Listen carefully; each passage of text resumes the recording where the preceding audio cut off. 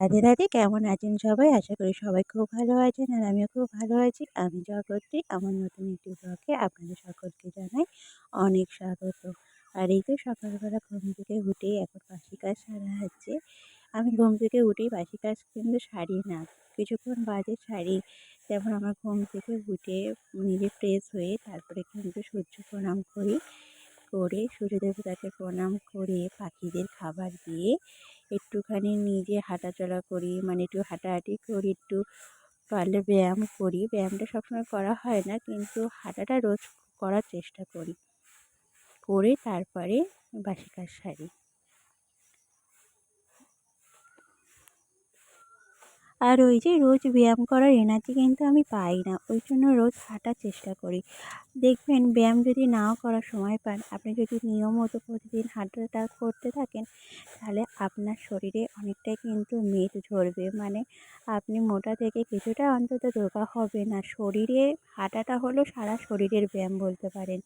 ওটা আপনার সারা শরীরে মানে জং ধরা জিনিসগুলো ভালো হয়ে যাবে। কেন, যেমন লোহায় মরচে ধরে, জং ধরে, আমাদের শরীরও কিন্তু সেই রকম। শরীর যদি একটুখানি, এই যে সংসারে কাজ করা একরকম আর এই ব্যায়াম করা হাঁটা কিন্তু আরেক রকম। যে সবাই মনে করবেন যে সংসারে তো আমরা সারাদিন ছুটছি, কিন্তু এই ছোটা আলাদা আর এমনি আলাদা করে সময় দিয়ে ছোটা কিন্তু আলাদা। এই যে রোজ হাঁটার ফলে কিন্তু শরীরের অনেকটাই বলতে পারেন শারীরিক দিক থেকে অনেকটাই সুস্থ থাকবেন। আমি তো থাকি, আমার আজকে প্রচণ্ড পরিমাণে হাঁটু ব্যথা করছিল কদিন। এই হাঁটাটা মানে সকালবেলা ঘুম থেকে উঠে হাঁটার পর থেকে না হাঁটু ব্যথাটা এখন অনেক ভালো আছে।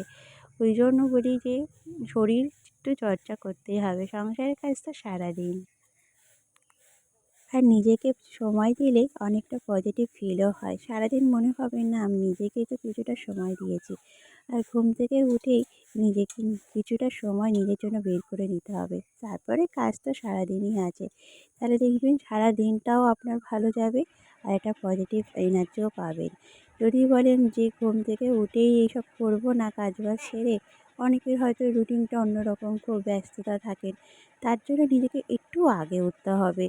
মানে নিজেকে সময় দেওয়ার জন্য একটু আগে ঘুম থেকে যদি উঠে পড়েন, ওয়াও! তাহলে ঋষি দেখবেন তো হেভি এত সকাল লিখেছে। সকাল ঘুম থেকে ওঠার ঋষি এনার্জিটাই তো আলাদা। হেভি আর লেখা নিজেকে শিখে সময় গেছে। দেওয়ার পর আরও দ্বিগুণ হয়ে যাবে এনার্জিটা। রাইট দা আর মিসিং এই তো ঋষি এখন নাম্বার। সকালবেলা পড়াশোনা করছে, দেখতেই মিসিং পাচ্ছেন। নাম্বারগুলো ঋষি খুব সুন্দর করে লিখে নিয়েছে।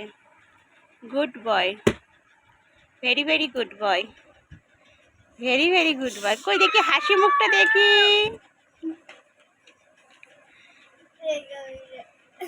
এবার এগুলো কমপ্লিট করে নাও। এবার এখানে কি বলেছে, রাইট দ্য 1 to 20, 20 অবধি লিখতে বলেছে, লিখে নাও। আর তারপরে এই তো সমস্ত কাজ সারা কমপ্লিট, স্নান করা কমপ্লিট। আর এখন রান্নাও বসিয়ে দিয়েছি। এই যে আর ঋষি তো স্কুলে গেছিলো সকালবেলা, ওকে স্কুল থেকে আনাও হয়ে গেছে। আনার পরেই কিন্তু আমি রান্না বসাই। আমার রান্না বসাতে সেই 11:30 বেজে যায়। আর এই তো দেখতেই পাচ্ছেন এখানে সমস্ত কী কী রান্না হবে জোগাড় করে নিয়েছি। এখানে আলু পটলের তরকারি হবে আর ডিমের ঝোল হবে, দেখেই বুঝতে পারলেন। তো চলুন রান্নাটা সারি টুকটুক করে। আর এই যে আমাদের দুপুরবেলা কিন্তু কাঠের জালে রান্না হয়। প্রিয়ন, গুড মর্নিং। কেমন আছেন সবাই? আশা করি সবাই খুব ভালো আছেন আর আমিও খুব ভালো আছি। আর ঋষি এই তো এখন পড়াশোনা করছে আর আমি রান্না বসিয়ে দিয়েছি, ওদিকে ভাত হচ্ছে, এরপর ডিমের ঝোল হবে আর পটল আলুর তরকারি হবে। এখন আর মর্নিং নেই, 12টা বেজে গেছে। তো আমার ভিডিওটা আপনাদের কেমন লাগছে অবশ্যই কমেন্ট করে জানাবেন। আচ্ছা, ভিডিওটা দেখতে থাকুন, আবার দেখা হবে। ঋষি ডিস্টার্ব করছে, চলুন।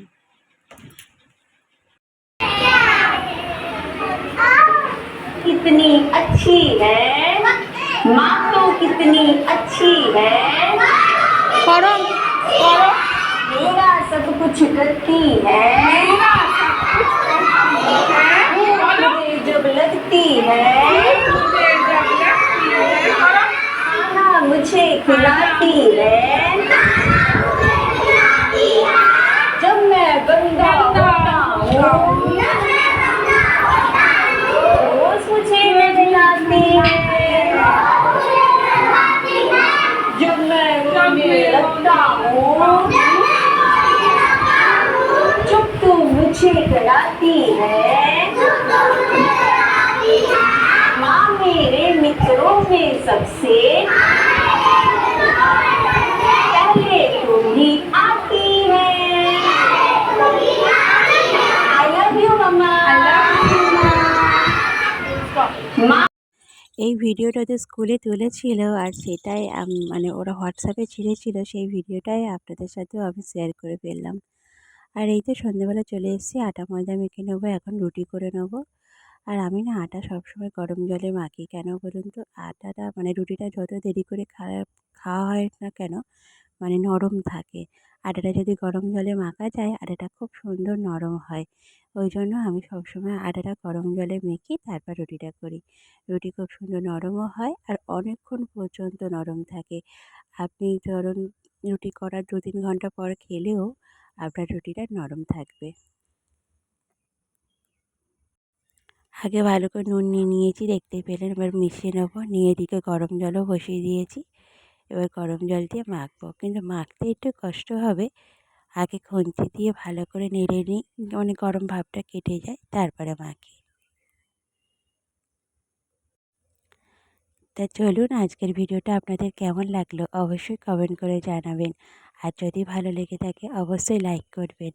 আর যদি আমার ভিডিও আরও দেখতে ভালো লাগে তাহলে অবশ্যই চ্যানেলটা সাবস্ক্রাইব করে রাখবেন। সবাই খুব ভালো থাকবেন, সুস্থ থাকবেন। আবারও দেখা হবে নতুন কোনো ভিডিওর সাথে। ততক্ষণ সবাই সুস্থ থাকবেন, ভালো থাকবেন। রাধে রাধে।